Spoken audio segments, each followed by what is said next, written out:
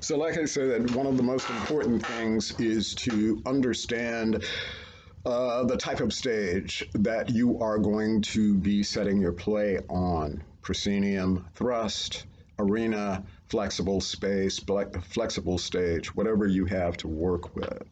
I ended the last little segment talking about lighting and how crucial lighting is to design in these various on these various types of stages.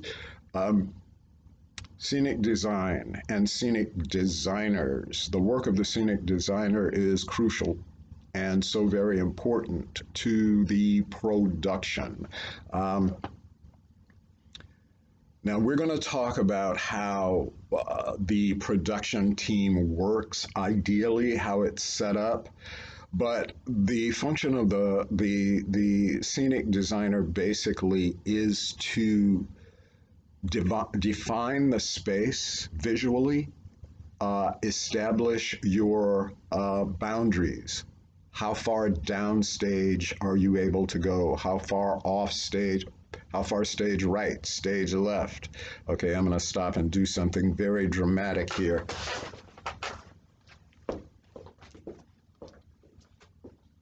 I'm on stage, right? If I am standing in the middle of the stage, this is called center stage. If I walk toward you, you are my audience, I am walking downstage. If I walk away from you, I am walking upstage. Coming back to center, stage left and stage right are from the actor's perspective. This is stage right, so I'm walking stage right. This is stage left.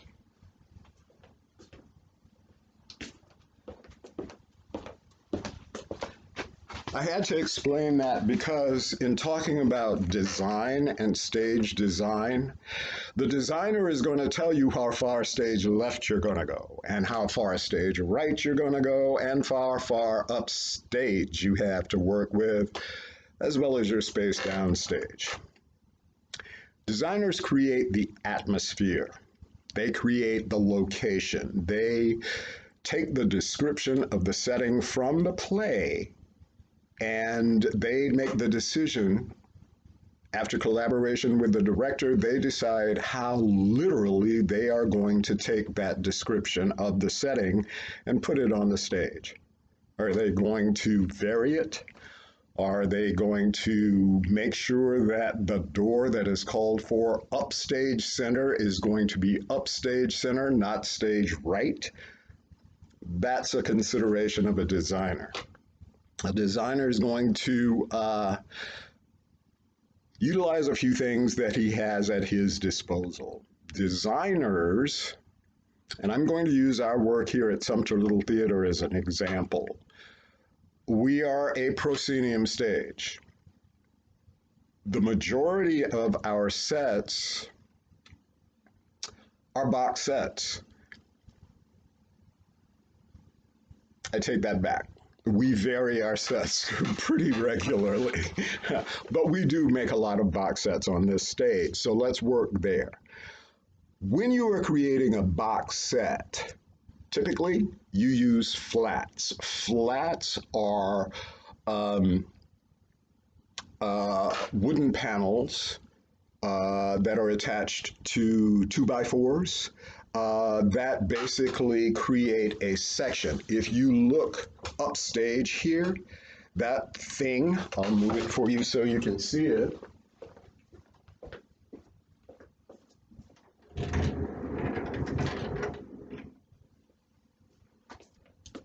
This is a flat. It is 4 by 8 feet. This one happens to be on a little platform with rollers because we use it in class here. But standing alone, you can take these flats and construct walls. Typically, from our proscenium to upstage would take maybe about 5 of those. And then across, you can do the same thing. We also have flats that have openings for windows. So we could actually hang a window and stick it in the wall. When a designer decides how to put this set together and how he's going to create this setting, this is what he uses: flats. Now, like I said, if you're working in on a thrust stage, you can't use these because typically your audience is not going to be able to see through them. So designers have some other interesting things to use. One of them that's very exciting is something called a scrim. We're going to talk about the use of the scrim when we talk about late 19th century theater, symbolism, the symbolist movement. Scrims are curtains of gauze that are opaque when you light them from the front. Just like that. It looks like a solid wall. But if you light them from behind, they're translucent, and you can move actors behind them. What happens is the effect is kind of dreamlike, hazy. A great way to suggest things like memories or dreams or flashbacks, or just to divide the stage so that you have that space, but it opens up when you need it to. You know, very effective ways of using it. Other things that scenic designers have, besides flats: platforms. Platforms are structures like these, only sturdier.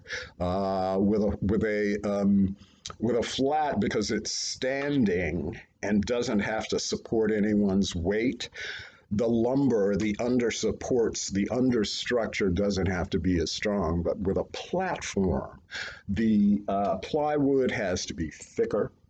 The lumber supporting it has to be more substantial. You use 4x4s instead of 2x4s to hold it up, because chances are you're going to put a piano on a platform one day, or you're going to have people on top of that platform, more than one person moving around. It has to be very stable. Safety is a big concern for all scenic designers. You also have ramps that lead from one level to another. On a proscenium stage like this, on any stage, levels are very important because sight lines are crucial.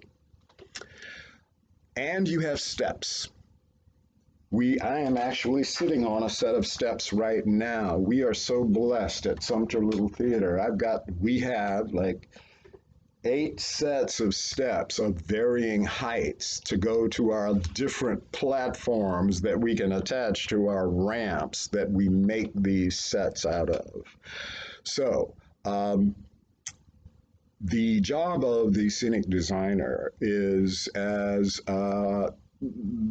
one that creates the environment. He takes the description of the setting in the text, and he does his best to bring it to the stage. Okay, we'll stop there. I'll be back.